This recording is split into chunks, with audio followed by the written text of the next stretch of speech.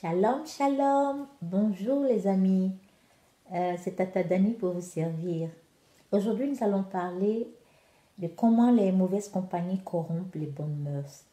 Et pour cela, nous allons lire dans l'Épître aux Corinthiens, le chapitre 15, le verset 33, qui dit « Ne vous y trompez pas, les mauvaises compagnies corrompent les bonnes mœurs. » Et aujourd'hui, je vais vous raconter une histoire. C'est un peu la continuité de ce dont nous avons parlé la semaine passée. Mais aujourd'hui, je vais vous raconter une histoire. Et c'est l'histoire d'Alice, comme je l'appelle. Et Alice est une jeune fille chrétienne. Et elle aime le Seigneur. Elle a accepté le Seigneur comme son Seigneur et son Sauveur. Et elle a été... Ah oui, je voulais un peu expliquer quelque chose, pourquoi j'ai cette fleur-là dans ma main. Et c'est pour illustrer ce que je veux dire. Cette fleur représente Alice.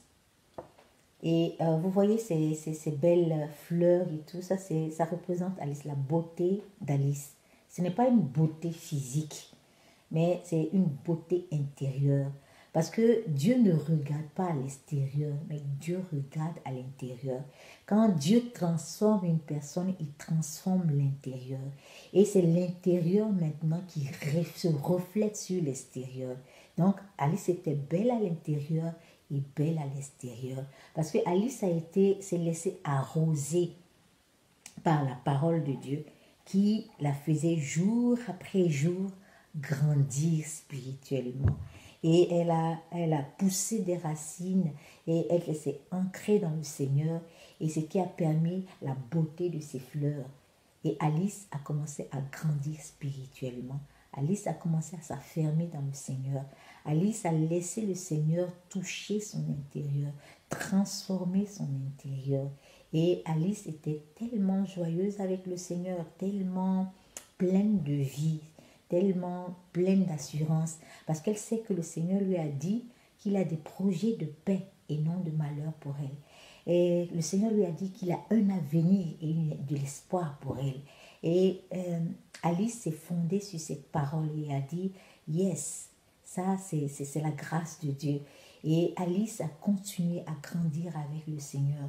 Alice a laissé le Seigneur et ses parents l'arroser de la parole de Dieu pour qu'elle puisse grandir.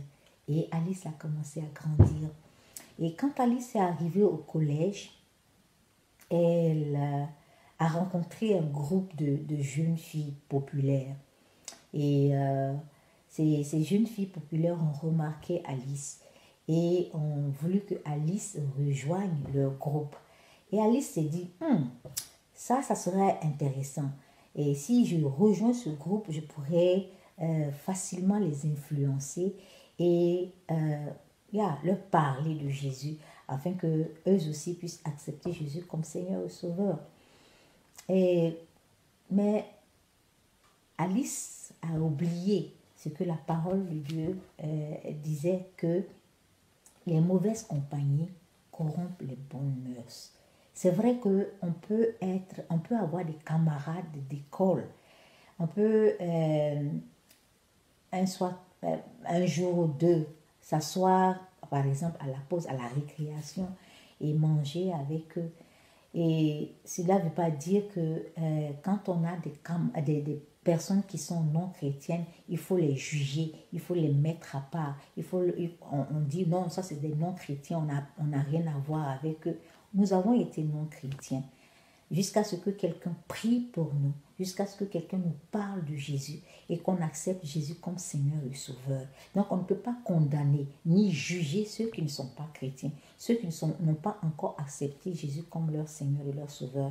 Jésus les aime, Jésus les a créés pour qu'ils puissent avoir de l'espoir et un avenir. Mais ce dont on parle ici, c'est que Alice a accepté de rentrer dans ce groupe, a accepté d'être avec ces personnes qui n'ont pas la même pensée qu'elle est, qui n'ont pas la même vision qu'elle, qui n'ont pas la même aspiration qu'elle, qui n'ont pas le même comportement qu'elle, qui ne peuvent pas lui apporter quelque chose qui va l'aider à grandir spirituellement, Alice devait avoir des amis qui vont l'influencer positivement, qui vont l'aider à pouvoir être ferme dans sa foi chrétienne, à pouvoir l'aider à continuer à grandir. Mais Alice a accepté l'amitié de ces jeunes filles qui étaient populaires, qui avaient les derniers cris de téléphone, qui avaient les habits griffés, qui, pour elles, l'essentiel était de paraître. L'essentiel c'était d'être aimée pour ce qu'elle faisait. Donc Alice est rentrée dans ce groupe. Et comme ce groupe-là n'est pas chrétien, et comme ce groupe-là a d'autres comportements, et comme ce groupe-là a d'autres aspirations, Alice s'est laissée entraîner par ce groupe. Alice s'est laissée influencer par ce groupe, que tu le veuilles ou non. Quand tu rentres dans un groupe qui n'est pas chrétien, forcément tu vas être influencé d'une manière ou d'une autre. Tu vas commencer à parler comme eux. Tu vas commencer à te vêtir comme eux. Tu vas commencer à te comporter comme eux se comportent, même si tu ne le veux pas.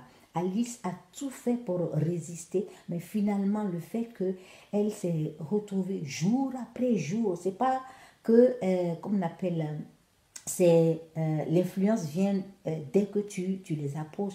L'influence vient quand tu continuellement restes avec ce groupe, continuellement es avec ce groupe, continuellement parle avec ce groupe, continuellement avec ce groupe, c'est là l'influence vient. C'est là le groupe maintenant peut avoir une influence sur ta vie. Et petit à petit, ce groupe-là a pris la place que Dieu avait dans la vie de Alice. Alice s'est détachée petit à petit de Dieu quand Dieu ne pouvait plus arroser Alice de sa parole parce que Alice avait maintenant d'autres préoccupations. Et les autres préoccupations, être populaire, être vue par les autres jeunes filles qui enviaient ce groupe. Elles avaient envie de rentrer, de faire partie de ce groupe. Et Alice était fière de faire partie de ce groupe et de voir que tout le monde les enviait. Et quand elle rentrait dans l'école, tous les yeux étaient braqués sur eux. Tous les yeux étaient braqués sur leur manière de se comporter, leur manière de s'habiller, leur manière de parler. Et les gens les enviaient, les jalousaient. Et Alice, petit à petit, s'est laissée entraîner par cette popularité. Et finalement, comme ces jeunes filles aimaient la fête, Alice aussi est rentrée dans ce domaine de fête, de party et tout ça. Et finalement, comme ces jeunes filles aussi prenaient de l'alcool et elles ont offert à Alice, oh non, un tout petit verre, ça va rien te faire. Et Alice, un verre, deux verres, devenu une bouteille, deux bouteilles. Et Alice s'est laissée entraîner. Et finalement, Alice s'est retrouvée enchaînée dans ce mode de vie. Et c'était répétitif.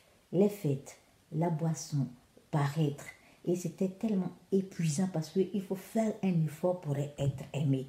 Il faut faire un effort surhumain pour se faire aimer des autres. Et Alice, ok, tu dois avoir un petit copain, ça c'est aussi la classe, c'est aussi la popularité. Parce que tu prends ce petit copain et après tu le laisses, tu prends celui-là puis tu le laisses, c'est la popularité. Et Alice est rentrée dans ce style de vie. Et Alice s'est asséchée. Les fleurs qui étaient, Alice qui étaient belles, sont devenues fanées et se sont mis à sécher et à tomber. Et Alice est devenue toute sèche parce que la parole de Dieu ne l'arrosait plus, parce qu'elle n'a pas laissé la parole de Dieu l'arroser. Donc Alice est devenue toute sèche. Alice a commencé à avoir des petits copains. Le corps que Dieu lui avait donné, la vie que Dieu lui avait donnée, la sexualité que Dieu lui avait donnée, qui appartenait qu'à son futur époux, elle a commencé à partager cela avec d'autres hommes, d'autres jeunes hommes. Et Alice est rentrée pleinement dans le péché. Et Alice était totalement découragée. totalement déçue. Elle s'est dit, comment retourner? Je ne peux plus retourner, je suis allée trop loin. Je ne peux pas revenir. Est-ce que Dieu va m'accepter avec tout ce que j'ai fait? Parce que je l'ai laissé tomber, je ne peux pas revenir. Et Alice dit, vaut mieux continuer dans cette optique, vaut mieux continuer. Et Alice a continué dans sa vie de dépravation. Alice s'est asséchée complètement. Mais vous voyez, il y a des petits bourgeons qui poussent là. C'est-à-dire que Dieu n'a pas abandonné Alice.